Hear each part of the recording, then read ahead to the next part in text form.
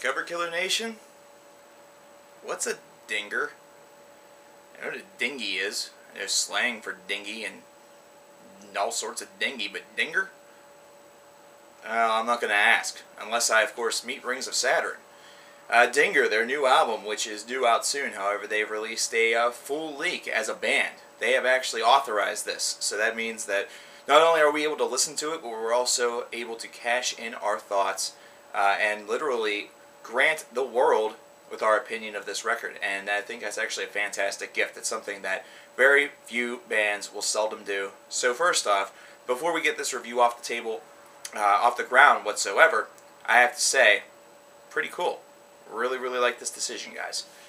Now, DINGIR by Rings of Saturn. Rings of Saturn is, of course, a technical death metal band that is able to just absolutely floor a lot of people with their technical precision, their incredible warp speed-like playing, and their abilities to jump from signature to signature while trying to keep everything very nice and cohesive. And DINGIR is a very nice representation of this. This is an album that is, wow, it's very, very fast, very quick, technically precise, as I've already stated, and that's something that, well, isn't going to change very much. If you're expecting this band to one day evolve into some sort of like progressive master band that's able to write 20-minute long songs and extend solos that last longer than 27 seconds, then you are absolutely incorrect, because Rings of Saturn is not that band for you.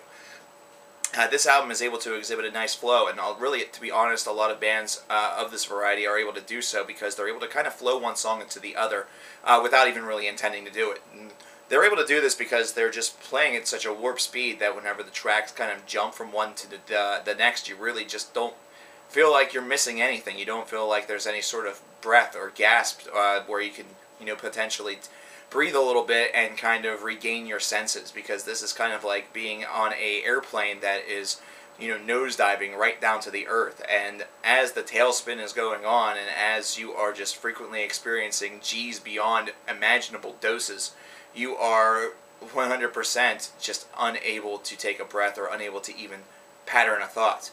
This is a band that's able to do that. They're able to do that with their music, and they're able to do it at speeds that are just absolutely ridiculous. And speaking of ridiculous, these guys are certainly known for their lighthearted humor on Facebook. Now, as far as the album itself is concerned, I have to say one thing, and I have to be brutally honest about that, considering this is a brutal disc. It is something where, well, I'm guilty of saying this, and I will say it again. Technical death metal is starting to become an overabundant and overpopulated subgenre of metal, where there are a lot of bands that are kind of doing this same idea, this same concept. And whenever that happens, what occurs is that there is such an abundance that it starts to blend a little bit. Now, Rings of Saturn are able to distinguish themselves a little bit because their tones are on a higher register, and at some points it almost seems like the tones are going to just jump right off the fretboard and enter into like dog whistle category, but at the same time it is able to stay in human audible, hearing range.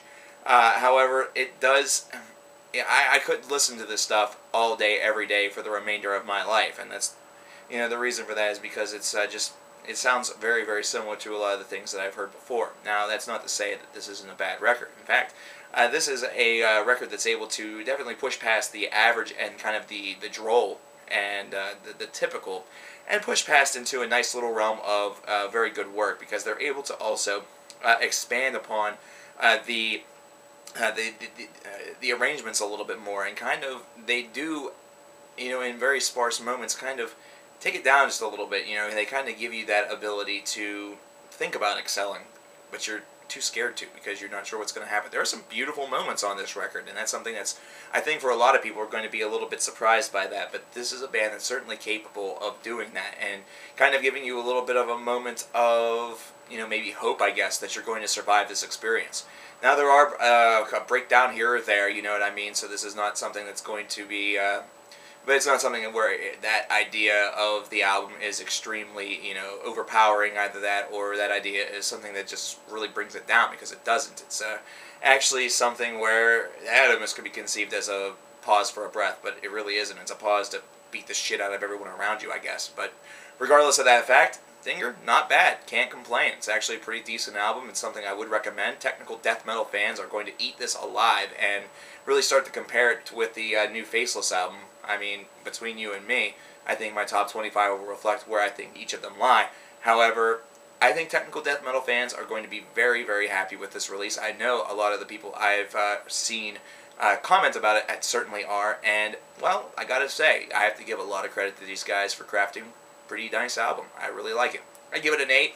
I think it's a solid piece of work. These guys are constantly making, us and other metalheads laugh on Facebook, but this album's certainly no laughing matter. It is definitely a mammoth, and it is something to really take seriously. So, take it seriously. Enjoy the leak, guys, but don't forget to pick up the album whenever it comes out. I know a lot of you will, because I know a lot of you enjoyed it, and I will see you guys next time.